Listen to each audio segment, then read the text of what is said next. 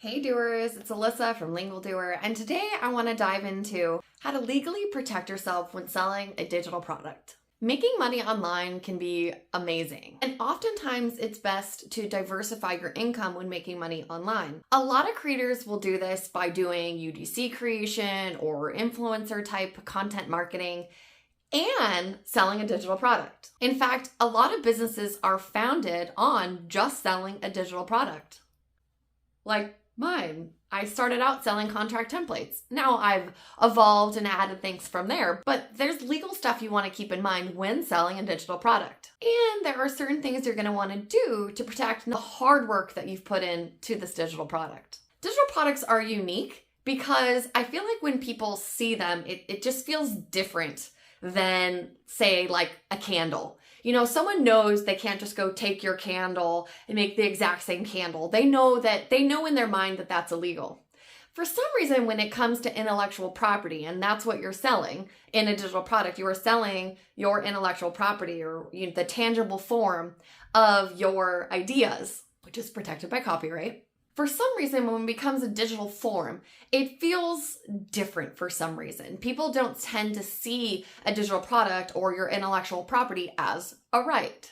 And because of that, you want to protect it. But before we get into it, go ahead and hit that subscribe button. If you're interested in all things social media marketing, content creation, digital commerce, and building a viable online business with a legal twist. Very first thing you're going to want to have, which is hands down the most important thing, is you're going to want to have terms and conditions at checkout.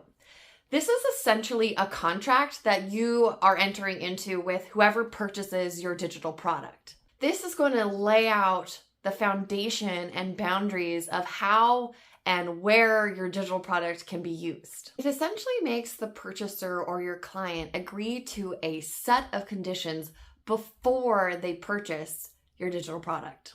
Your terms and conditions is where you're going to lay out some really important policies, such as whether you offer a refund policy, if you have a cancellation policy. Also, what happens if there was an error in your pricing or you charge them incorrectly?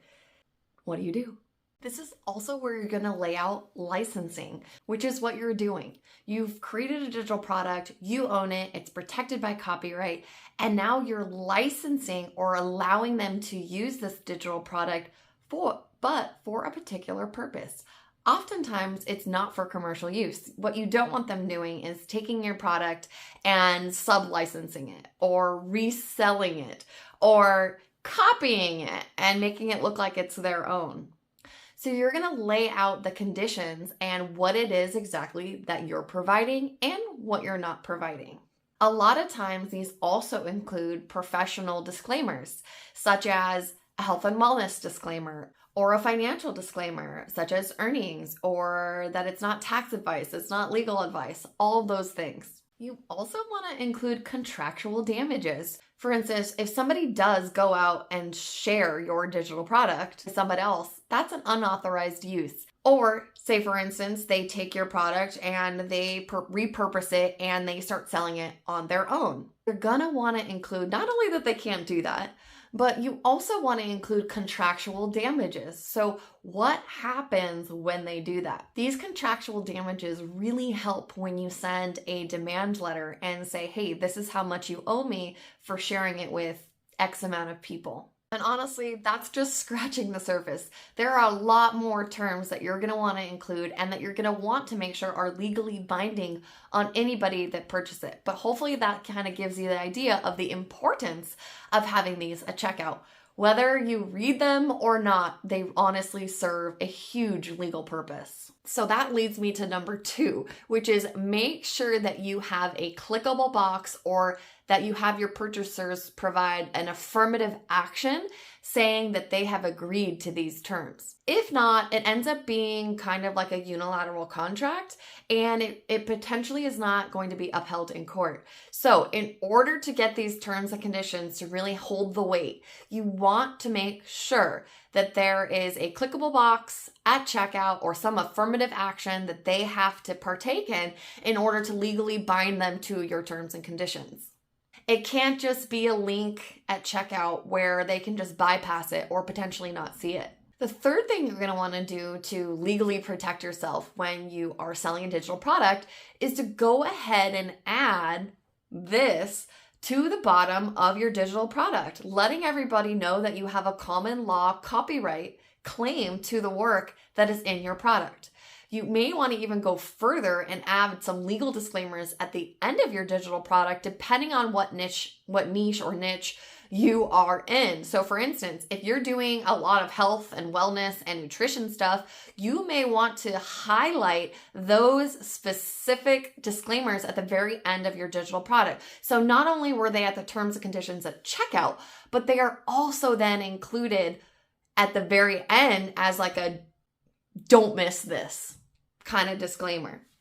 These are essentially there for defense reasons. So if someone were to sue you or come after you, this is where you're going to be able to point to it and get out of a lawsuit fairly quickly by showing them that you have added these disclaimers and disclosures into your product. The fourth thing we're going to want to do is within 3 months of creating your digital product. So say this is going to be your signature product, or this is something that you're really proud of and you're going to be offering it. You're going to want to file it with the United States Copyright Office. And if you live in a different country, go ahead and look up your country's Copyright Office and file an application there. See what your time restraints are. Obviously, I'm a US-based attorney, so a lot of my information is going to be applicable to United States. Just go ahead and look up that information to see what applies to you. If you are in the United States, or if you want to have a copyright in the United States, you're going to file within 3 months of you creating the digital product or the intellectual property work that you want to be protected.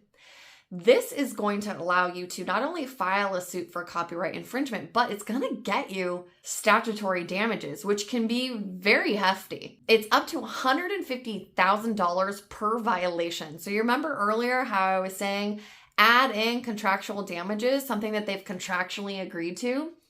This is going to get you very, very high damages on a sliding scale without having to prove your damages. This will be another reason that people won't mess with your products, is they're not going to want to get hit with those statutory damages and the attorney's fees and costs that are also allowed under the statute. Which leads me to number 5, getting your DMCA takedown letters prepared and ready. It's not enough just to know your rights and have it posted, but you also want to know how to enforce your rights. What do you do when you have your digital product up and you find that another creator or another business has swiped your digital product and is now turning around and either selling it as their own or they're putting it out there into the world for free? How do you stop them? You're going to want to have prepared cease and desist letters or takedown letters to enforce your rights from any infringers. It allows you to hold the infringer accountable for their violation. You can also include a demand for payment. And if you're struggling with what to include and to make sure that you have all your bases covered with the terms and conditions, we do have some ready for you and prepared. They're easy to use and customizable. We also offer the takedown package to help you confidently send those letters and demand payment.